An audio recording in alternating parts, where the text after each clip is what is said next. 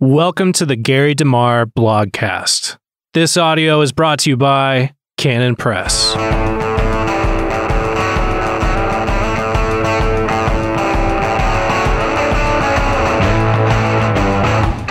Welcome to the Gary DeMar blogcast. Today's blog is titled, What Can We Learn from Zorro? One of my favorite movies is The Mark of Zorro, starring Tyrone Power, Basil Rathbone, and Linda Darnell. There is a 1920 silent film starring Douglas Fairbanks and a 1974 made-for-TV version with Frank Langella in the lead role titled also The Mark of Zorro. Antonio Banderas, Anthony Hopkins, and Catherine Zeta-Jones revived the story with The Mask of Zorro in 1998 and a sequel, The Legend of Zorro, in 2005. The 1940 Mark of Zorro with Tyrone Power remains my favorite. The story is simple, gets to the point quickly, and in my opinion has one of the best sword fighting scenes ever filmed. The plot is as follows. Don Diego Vega, Tyrone Power, is urgently called home by his father. To all outward appearances, he is the foppish son of wealthy ranchero and former alcalde Don Alejandro Vega, having returned to California after his military education in Spain. Don Diego is horrified at the way the common people are now mistreated by the corrupt alcalde, who had forced his father from the position of alcalde. Don Diego adopts the guise of El Zorro, the Fox, a masked outlaw dressed entirely in black, who becomes the defender of the common people and a champion for justice. In the end, Don Diego must contend with the governor's ablest henchman, the malevolent Captain Esteban Pasquale, played by Basil Rathbone. He eventually dispatches the captain in a fast-moving rapier duel to the death, forcing a regime change, Don Diego's plan all along. Both Power and Rathbone were excellent swordsmen. Watch this wonderfully choreographed sword fight by going to YouTube and checking out the reference in the article that's posted that goes along with this blogcast. You will note that Power and Rathbone are out of distance for the sake of safety. Here's a bit of film trivia. A scene from the 1940 The Mark of Zorro is projected on the wall along with other black and white films in Minority Report. So what's the lesson of Zorro? Don Diego Vega could have returned to California and immediately challenged the new oppressive government.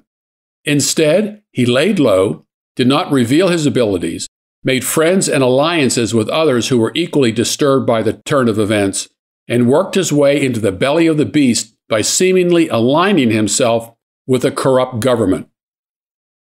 At the time, Zorro is undermining the power structure of the government's hold on the people.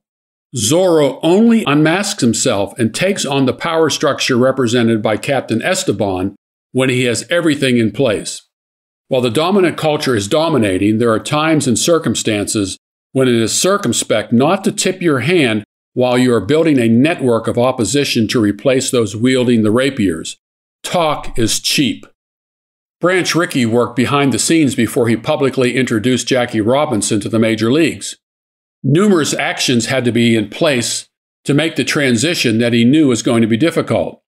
Once Robinson began playing, the ability of some clubs to keep blacks out of baseball had been muted. It didn't mean the opposition stopped, but there wasn't much that the opposing teams could do about it. Before long, other teams joined the Dodgers in recruiting black players. It was the quality of black players that made the difference, and the other teams wanted some of that quality because in time, it would mean more people in the stands and more money in the pockets of the owners. Why are so many big companies becoming more woke? Because they believe that's where the money is. They see conservatives as inconsequential since they are not unified and can't or won't compete against the prevailing culture. There are different tactics in today's cultural war. Upfront fighters engage in battle and take the brunt of the blows. There are numerous websites that we frequent daily. They have been targeted. Those who work there may never get a job anywhere else. The same is true of some politicians. We know where they stand, and they also are frontline fighters. But not everyone can be or should be a frontline fighter. They are like Zorro. They have skills. They keep their worldview masked. The goal is to find employment in the belly of the beast, do excellent work, make themselves indispensable, and hopefully recruit people like themselves to get hired. The goal is never to sabotage a company. The ultimate objective is to replace the kooks and crazies by doing a better work than they do. The following is from Arnold King's foreword to Martin Gurry's book, The Revolt of the Public. Quote, "With his eyes on this altered media space, Martin Gurry saw what was coming. He saw that the elites would be increasingly despised as more of their mistakes and imperfections became exposed. He saw that the elites would respond to the public with defensiveness and contempt, but this would only make the public more hostile and defiant towards authority. He saw that the public's newfound power does not come with any worked-out program or plan, and as a result, it poses the threat of nihilism. If the existing order is only torn down, not replaced, the outcome could be chaos and strife. We are in a position, as this particular quotation states, to replace what is inevitable in terms of its collapse. This is where our position should be in terms of dealing with what's coming down the pike. Their worldview, as we find in 2 Timothy chapter 3, will not make further progress, for their folly will be obvious to all. What we must do in the interim, as this collapse takes place, is to rebuild a counterculture within the existing culture in order to bring about change when the existing culture inevitably collapses. In the existing culture, there is no longer a unified field of authority. There are disparate groups vying for power, but with no viable center of ultimate authority.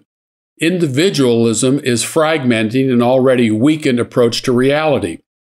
Power is the name of the game. But as Kling points out, the elites are increasingly despised.